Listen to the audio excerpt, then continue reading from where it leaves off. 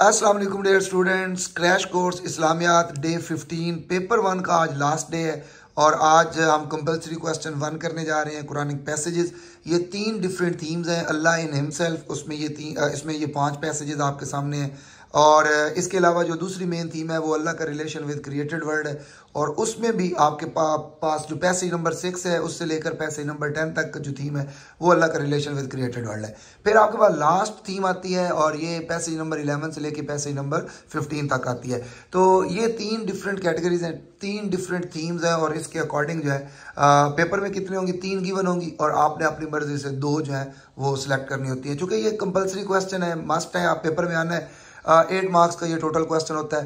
तो इस क्वेश्चन को अटेम्प्ट करने का क्राइटेरिया बहुत सिंपल, बहुत बेसिक्स है और मैं हैरान होता हूँ कि इसके ऊपर भी कुछ बच्चे रट्टे लगा रहे होते हैं।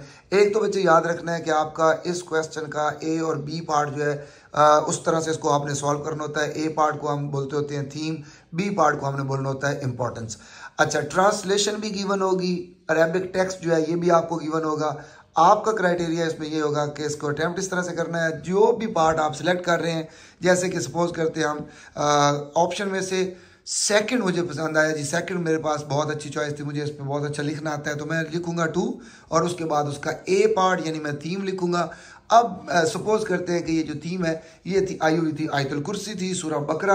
अब इसको मैंने जो है वो चूज़ करना है, इसको मैंने लिखना है। तो अब इसका क्राइटेरिया ये होगा कि ट्रांसलेशन मेरे पास गिवन है, मैंने इस ट्रांसलेशन से कोई से 3 से 4 मेन पॉइंटर जो हैं वो निकाल लेने हैं, अपनी मर्जी से पॉइंटर बनाने हैं और फिर उन्हीं पॉइंटर्स की बेस पे मैंने थीम बतानी। पहली कोशिश तो ये करनी चाहिए कि आप पूरी ट्रांसलेशन को पढ़ें। ट्रांसलेशन पढ़ने के बाद आप उसकी एक समरी बनाएं, अपने माइंड में एक समरी बनाएं कि इस ट्रांसलेशन का मैसेज क्या है, इस ट्रांसलेशन की पूरी थीम क्या बनती है। 1-2 लाइन्स के अंदर इसको अगर आपके माइंड के अंदर वो कितना कैसी चीज़ें आपने एब्जॉर्व की हैं तो उनको आपने अपने वर्ड्स के अंदर जो है वो नोट करना है। कॉपी पेस्ट नहीं करना, जो ट्रांसलेशन में लिखे हुए वर्ड्स हैं उसी तरह के वर्ड्स आपने दोबारा नहीं लिखने, नहीं तो उसका कोई क्रेडिट नहीं होता। ये 2 मार्क्स का पार्ट ये होता है जिसको थीम बोलते होते हैं।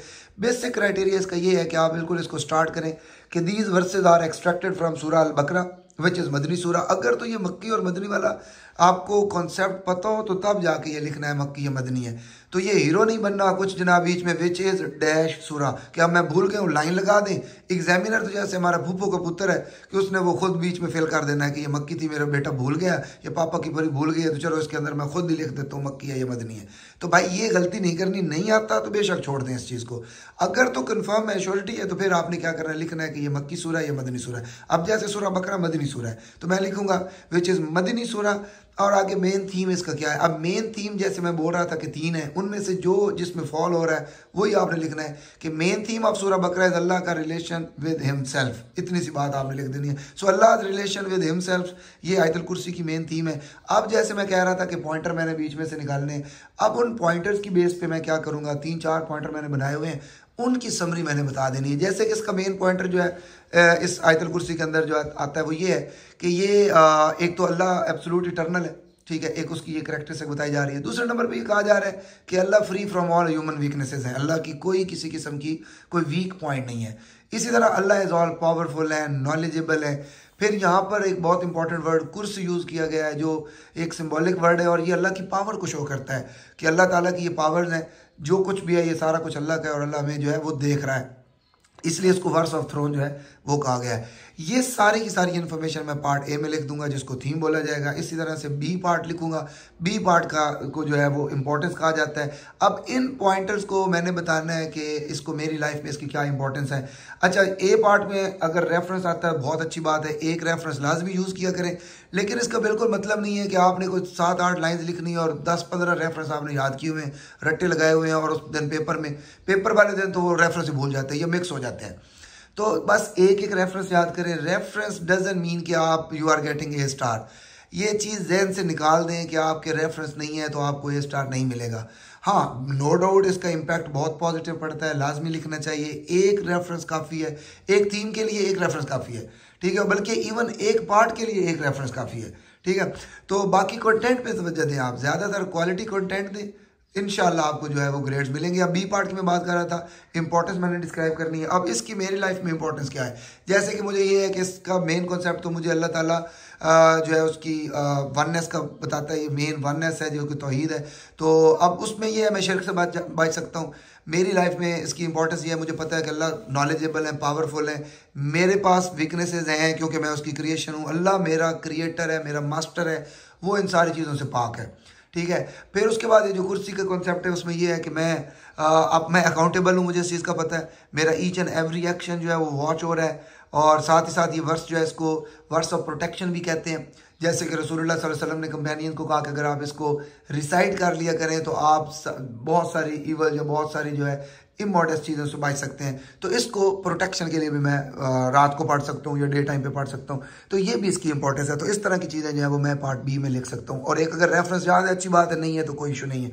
तो ये हो गई एक थीम। इसी तरह से अब आप जैसे क्रिएटेड वर्ल्ड है, अब अगर उस पर कोई आ जाता है, सपोज करते हैं जैसे कि आपके पास सूरह अल-फातिहा है, ये आ जाती है, तो सबसे पहले मैं कहूँगा कि जी दिस इज़ मक्की और मदनी, जो भी सूरह उसमें आपने जैसे मैंने बताया उस तरह लिखना है। मेन थीम जो है वो अल्लाह का रिलेशन विद क्रिएटेड वर्ल्ड है।